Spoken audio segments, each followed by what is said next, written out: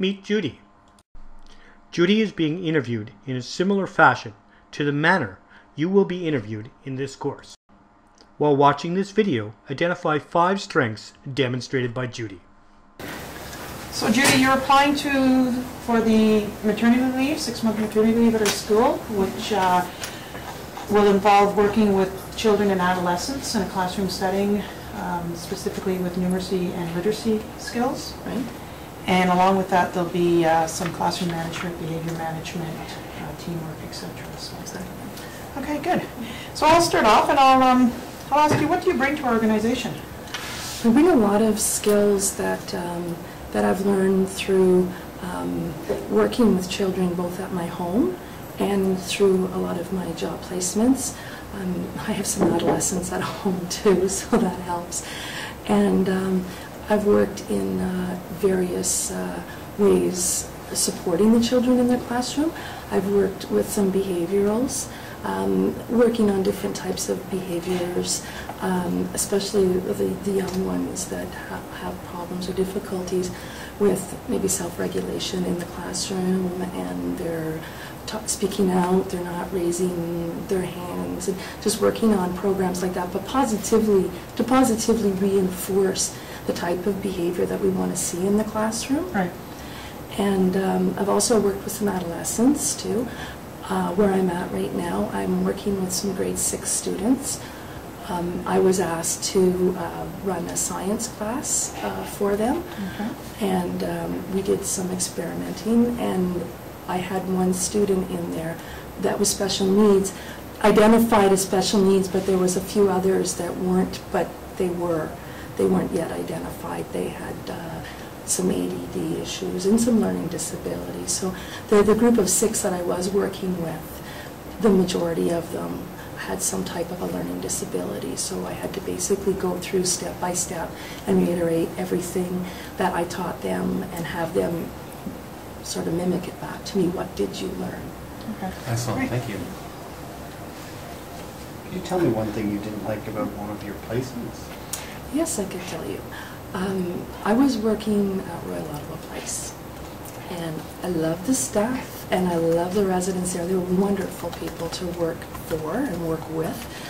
It was mostly the duties that were, it just wasn't what I was looking for, as far as it was more like a nursing environment as opposed to an academic environment. And so like I said, like I love the people there and everything. It was just the duties that were not exactly what I was expecting when I went there. And I was expecting more more involvement in other areas like recreational activities with the clients, or with the residents. Good. Could you tell us what ABC stands for and how you would apply it to a situation with a student? Antecedent and behavior and consequence. When you're looking at, say, example, this one child I was working with, I did some observation of him. I was doing an anecdotal report. I was writing information. I was observing what was happening before the behavior was beginning, and I noticed there were certain factors that influenced his behavior. I made note of that. I made note of the behavior that we were seeing, and then what the consequences were, and was that behavior being reinforced. And it was being reinforced by some of his peers. Good, thank you. How would you handle a student who's having a seizure? Okay, it depends on the environment where it's happening to, because I did work in a developmentally handicapped unit, that's what they called it, and the majority of the students in there did have seizures. So for them, it wasn't a matter of, like, if you see a child having a seizure, they didn't panic, because that was typical for them. They had numerous seizures. Some of them had like one right after the other. But if you were working with a child, say in the classroom, and the child was to have a seizure, your first thing to do is ensure the child's safety. You move everything away, you move people away, you make sure somebody goes for help. You know, you make sure that you talk to, if you're in the classroom by yourself, I would have a student go and report to the office that this person is having a seizure. And usually too, you would be privy to that information before You work with that child, you know that that child has a history of seizures and how they've handled that seizures. Most places have procedures and guidelines for dealing with those kinds of situations. Okay. Thank you. Can you give us an example from your past that demonstrates your leadership skills? Okay, I'm just trying to think of the different types. Depending on if you're looking for in the school or outside of the school, I've been involved with the autism community for quite a few years. I sat on the leadership council, but I also saw a need for a recreational program for these children. There was nothing. And to help them build their skills, their social skills, and help them build the type of skills they need to be able to participate in the classroom effectively, working on the behaviors.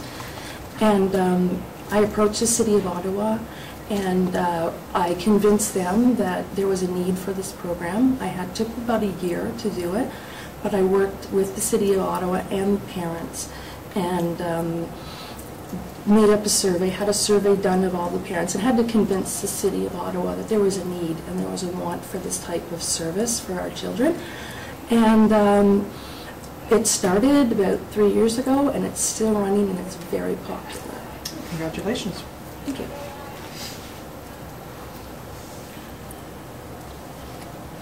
What would you eventually like to do in this field? I would like to continue my education. I would like to get into the school board, definitely. But I would also like to continue on in my education and maybe work towards becoming a behavioral consultant within the school board.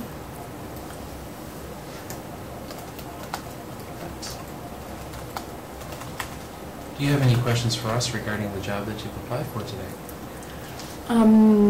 First of all, if it is a position for 6 months maternity, once that position is available, can the person apply internally for another position, for another maternity leave? Could they apply for part-time, casual?